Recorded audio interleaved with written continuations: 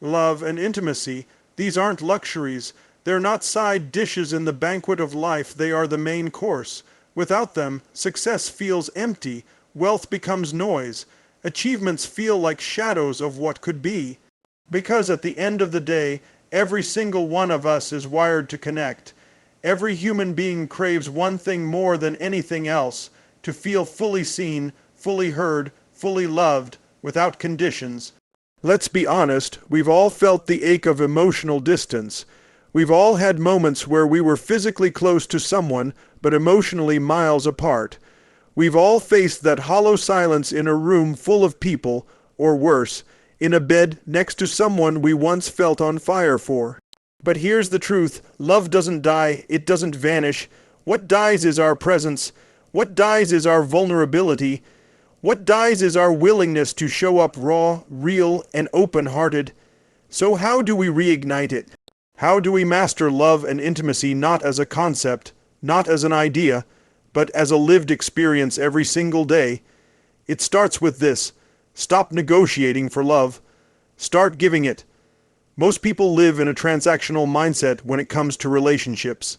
I'll be loving if you're kind. I'll open up if you validate me. I'll give you affection if you meet my expectations. That's not love, that's business. Love is unconditional. Love gives because it is love. It doesn't need a reason. It doesn't wait to be deserved. And when you make that shift, when you decide that you are the source of love, not the recipient, you stop waiting. You start radiating. That's when love becomes mastery. That's when intimacy becomes magnetic. But let's get real. Giving love doesn't mean becoming a doormat. It doesn't mean losing your boundaries. True intimacy requires strength. It requires courage. Because to be truly intimate is to let someone see you, the real you. Not the curated version, not the social media highlight reel, but the messy, magnificent, imperfect human that you are. Intimacy is the willingness to be vulnerable. And vulnerability isn't weakness, it's the ultimate strength. It says, I trust you with my truth. I trust you with my fears. I trust you enough to be unguarded. That kind of openness is terrifying for many, because the fear of rejection is real. But listen, if someone only loves the version of you that you pretend to be, then what are they really loving? You want deep connection, then show up with deep authenticity. Strip off the masks. Drop the roles. Let go of the idea that you have to be perfect to be loved. That's the biggest lie we've been sold. Now let's talk about energy, because love is not a noun, it's a verb. You don't have love, you do love. You express it, you live it, you embody it every day in small acts, in big gestures, in the way you listen, in the way you touch, in the way you look into someone's eyes like they are the only soul in the room. Some of you might say, but the spark is gone. No, the spark didn't die, it just got buried under the weight of routines, obligations, and unspoken pain. You want to rekindle love, then make love a priority, fuel it, feed it, make space for play, for passion, for presence. Here's a question that will change your relationships forever. How can I love this person more right now? Not how can I fix them? Not how can I get more from them? But how can I give more, be more, love more, right now? Ask that question daily, in conflict, in silence, in celebration. It will transform your energy. It will awaken compassion. And it will shift you from a place of lack to a place of power. Now, some of you are thinking, but what if I give all this love and I don't get it back? Here's the hard truth. Sometimes you won't. Sometimes people are too closed, too afraid, too wounded to receive it. But don't let that change you. Don't let their limitations become your prison, because love given is never wasted. Love makes you richer. It's who you become in the giving that shapes your destiny. Love and intimacy are not about possession. They're about liberation. When you truly love someone, you don't try to control them, you inspire them. You don't cage them, you set them free. You don't mold them, you meet them where they are and love them into their highest self. Mastery in love isn't perfection. It's persistence, it's patience, it's presence, it's showing up even when it's inconvenient. It's staying open when every part of you wants to shut down. It's choosing connection over being right. It's saying, I see you, I hear you, I'm here not just physically, but emotionally, mentally, spiritually. Because in the end, what are we all chasing? What's the point of all this growth, all this success, all this striving if we don't have someone to share it with? If we don't feel that deep, soul-level connection that says you matter, you belong, you are loved. Love isn't something you fall into. Love is something you rise into. It takes effort. It takes courage. It takes self-awareness, but it's worth it. Because when you master love and intimacy, you don't just change your relationships, you change your life. You walk through the world with a full heart. You speak with conviction. You give without fear. You receive without guilt. You stand in your truth not alone, but connected. Not just with another person, but with the divine part of yourself that knows this is what you were born for. So today, not tomorrow, make the decision. Be the lover, the giver, the igniter. Show up fully, speak with depth, touch with presence, listen with your soul, and above all, love without conditions. Because when you master love and intimacy, you don't just attract more love, you become it. Love is not something you get.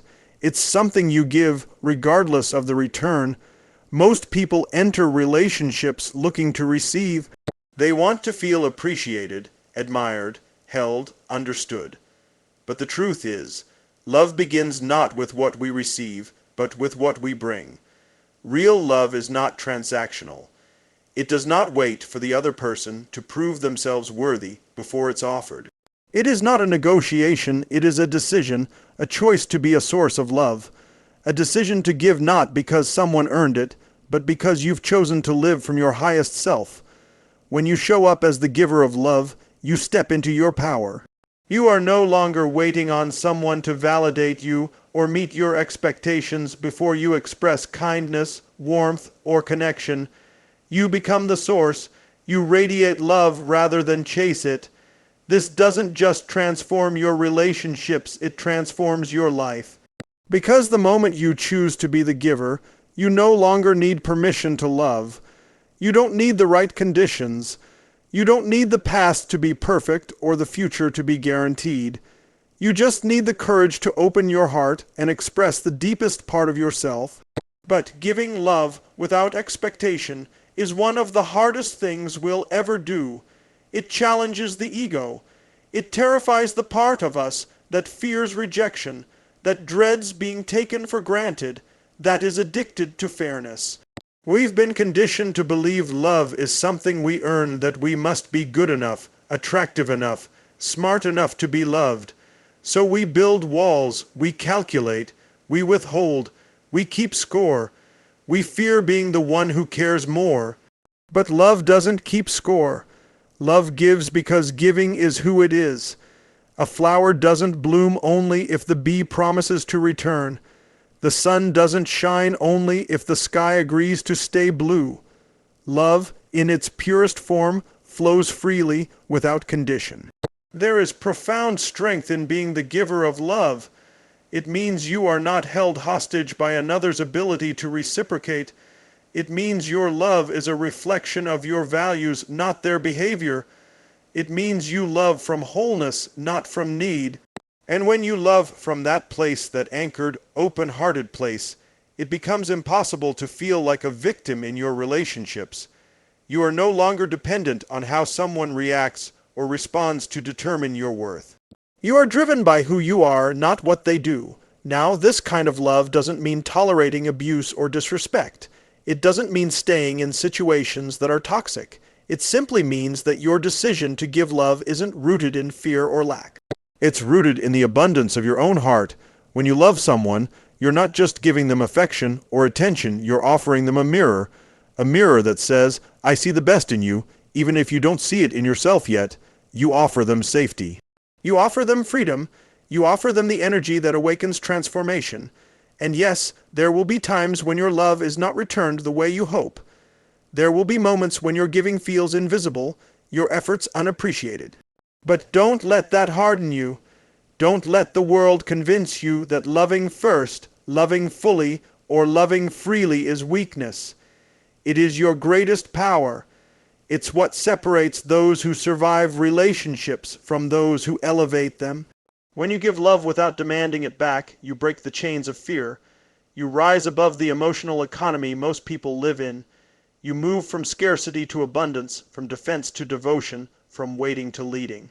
True intimacy begins where the fear of vulnerability ends. Most people crave deep connection, yet they're terrified of what it requires. Because real intimacy isn't about physical closeness or shared experiences alone. It's about emotional nakedness. It's about letting someone see you without the filters, the masks, or the carefully curated version of who you think you're supposed to be. It's standing there, raw and real, with all your flaws, fears, and imperfections fully visible, and choosing to let someone in anyway. That's where true intimacy lives, not in perfection, but in presence. We've been conditioned to believe vulnerability is weakness, that showing emotion, admitting insecurity, or expressing fear is somehow a sign of fragility. So we armor up. We pretend we have it all together. We avoid the hard conversations. We stay surface, level, safe in the shallows, never diving deep enough to truly feel. But the truth is, no one can love a version of you that you never show. If you hide your truth, you may protect yourself from rejection, but you also block yourself from being truly seen. And what we crave most is to be seen, not for our achievements, not for our looks, not for the roles we play, but for who we really are underneath it all. Intimacy is not built through perfection, it's built through presence. It's built in the moments where you say, I don't have all the answers, or this scares me, or here's the part of me I've never shown anyone before. It's built when you're willing to hold someone else's pain without trying to fix it. Just being there, just listening, just staying with them when things get uncomfortable. That's what builds trust. That's what creates safety. That's what opens the doorway to love on a level most people never experience. But to get there, you have to do the inner work. You have to confront the beliefs that tell you you're not enough. You have to look at the wounds that taught you to close off, to shut down, to push people away the moment they get too close. You have to unlearn the idea that you must earn love by being strong, successful, or emotionally invincible. Because intimacy doesn't demand you be perfect. It demands that you be honest, and honesty is terrifying when you're used to hiding behind achievement, humor, distraction, or silence. Real intimacy is not found in grand gestures. It's in the quiet courage to be fully present. It's in the choice to stay when conflict arises, to lean in when your instinct says to run, to open your heart again even after it's been bruised. It's in saying, I'm afraid, instead of pretending you don't care. It's in sharing your truth even when your voice shakes. That's what creates unbreakable bonds, not the absence of struggle, but the willingness to walk through it together, with openness, with grace, and with truth.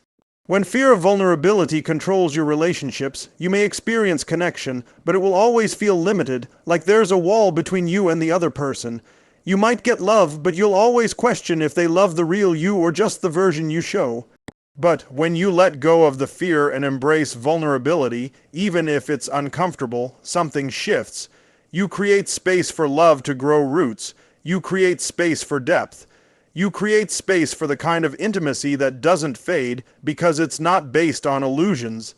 It's based on truth. You don't find the right person, you become the right partner. Most people spend their lives searching for the perfect match, the soulmate, the person who will make everything make sense. They create checklists, look for signs, and wait for someone to show up who completes them. But love doesn't work that way. It's not about finding someone who magically fits into your story without effort. It's about becoming the kind of person who naturally attracts, nurtures, and sustains deep, meaningful connection. Relationships aren't built on finding the right one. They're built on becoming someone capable of creating the right kind of love. The truth is, we attract at the level of our own personal growth. If you're insecure, you attract insecurity. If you're emotionally unavailable, you attract emotional distance. If you're constantly looking to be rescued, you'll find people who want to fix or control you. But when you take full responsibility for your growth, when you work on your mindset, your emotional patterns, your self-worth, something changes. You stop chasing love and start embodying it. You stop needing someone to fill your gaps and start showing up whole. That's when real partnership becomes possible. Becoming the right partner means doing the inner work. It means identifying the patterns that keep sabotaging your relationships. It means recognizing your triggers, your fears, your defense mechanisms. It means asking yourself the hard questions. Am I showing up with presence? Am I communicating clearly? Am I loving with depth or just convenience? You can't expect someone to be loyal, kind, emotionally available, and driven if you're not cultivating those same qualities in yourself.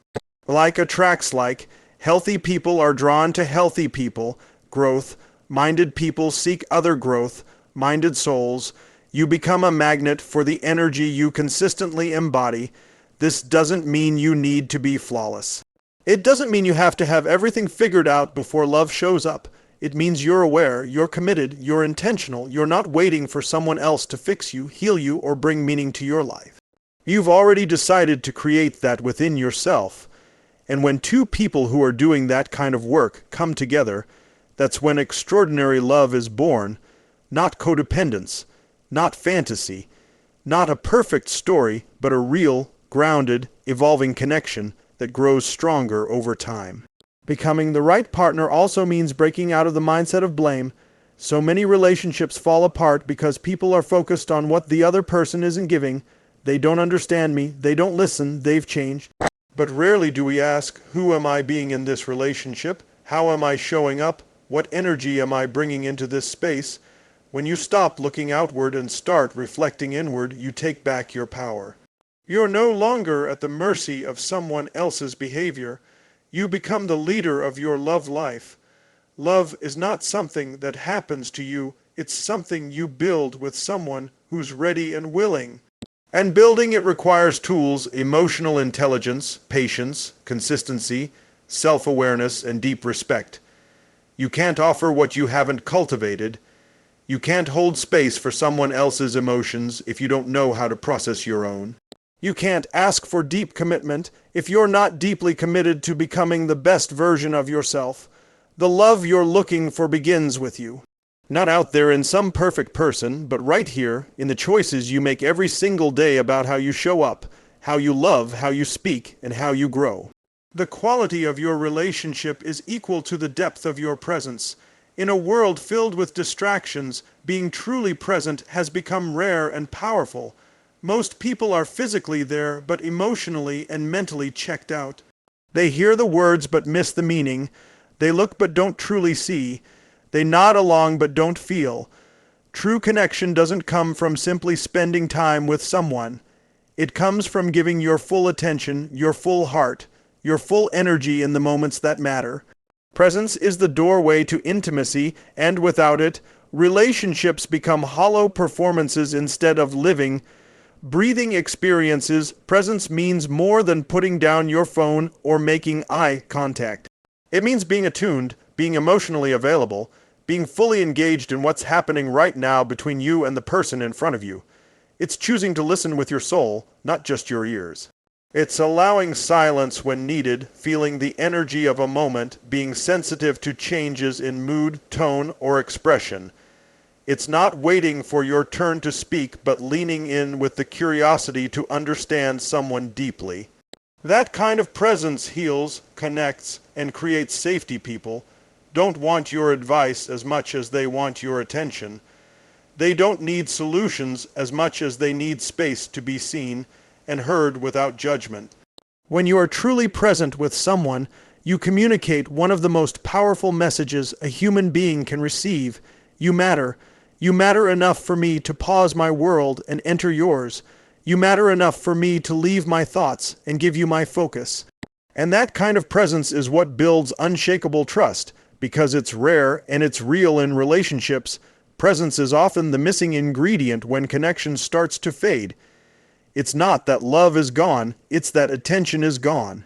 The daily rush, the endless to-do lists, the mental clutter all get in the way of genuine moments. But love lives in those moments.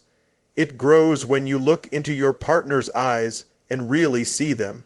It strengthens when you reach across the space between you and say, "I'm here with you, not just near you."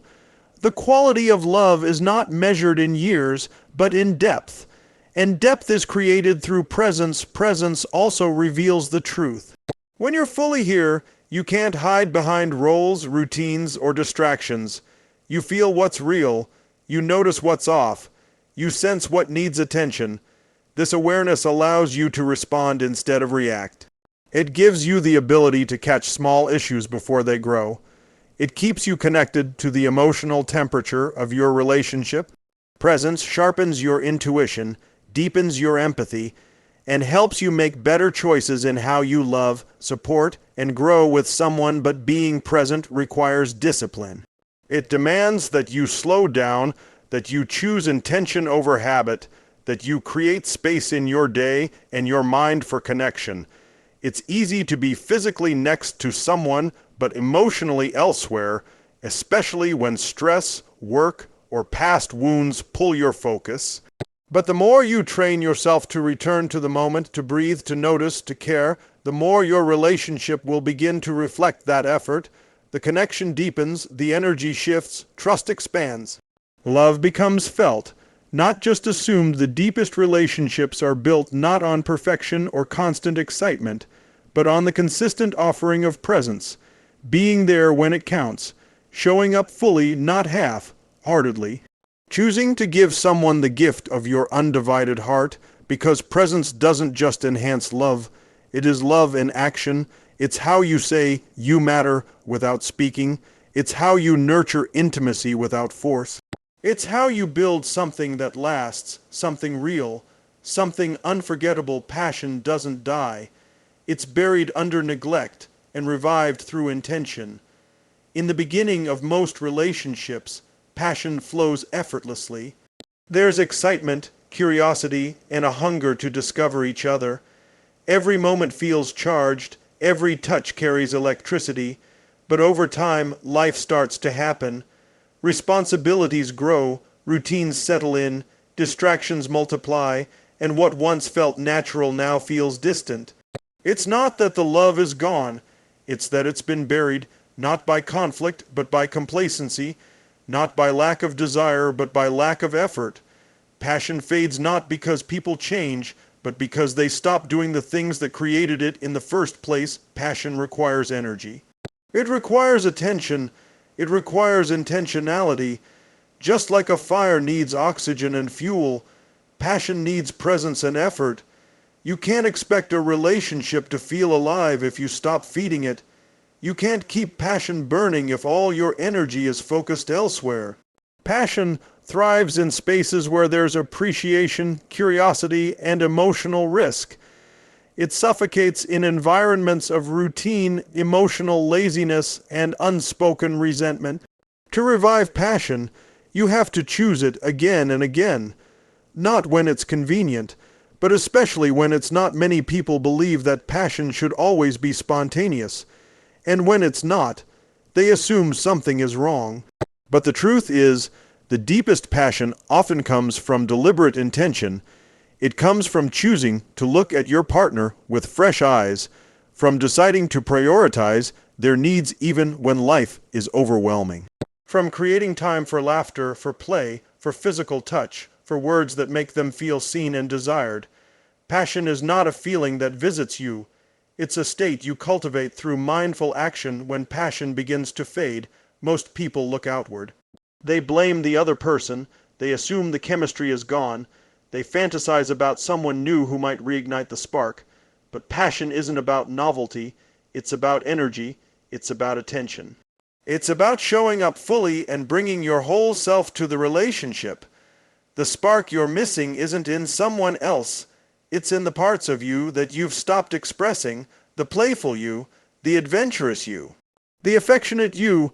Those parts don't disappear, they go dormant, waiting for permission to come alive. Reviving passion starts with presence, with actually seeing your partner again, not as an extension of your routine, but as a living, breathing person with emotions, needs, and depth.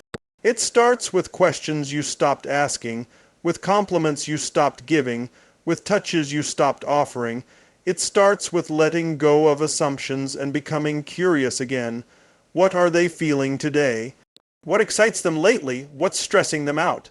When you re-engage with genuine curiosity, emotional closeness begins to return. And where there's closeness, passion follows intimacy is the soil in which passion grows. The more emotionally connected you feel, the more physically drawn you become. But intimacy doesn't happen by accident. It grows from vulnerable conversations, from showing appreciation, from expressing desire, from doing the small things that say you still matter to me. Passion lives in the details, in the surprise note, in the stolen moment, in the willingness to step out of routine and into the present moment with your partner. A passionate relationship is not one that avoids problems. It's one where both people are committed to nurturing the energy between them, even in the hard times. It's about remembering that passion is not fragile, it's responsive. It responds to your choices, to your energy, to your willingness to keep showing up with love, playfulness, and presence. It's not something you wait for. It's something you create. Passion isn't gone. It's just waiting for you to bring it back to life through consistent, intentional love.